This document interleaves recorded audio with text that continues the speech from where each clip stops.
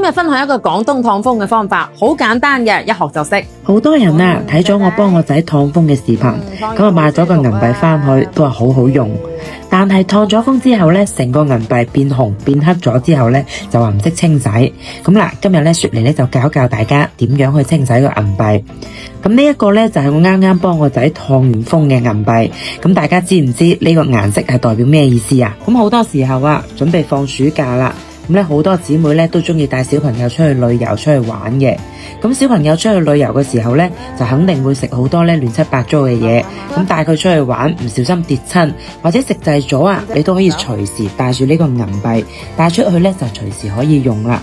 咁洗銀幣咧，其實佢真係好簡單嘅。咁咧首先咧就用呢一個香爐灰，香爐灰嘅話咧就家家戶戶都有。咁攞嚟清洗都好簡單，準備個銀幣，咁咧拎起少少嘅香爐灰。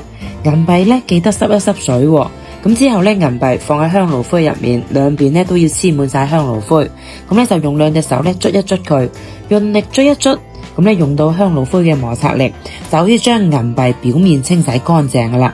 咁啊直接過一過水，嗱你睇下個銀幣係咪好乾淨咧？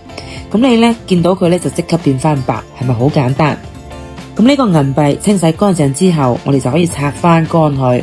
咁樣之後啊，你每一次用呢就攞出嚟，咁啊每次用完清洗乾淨。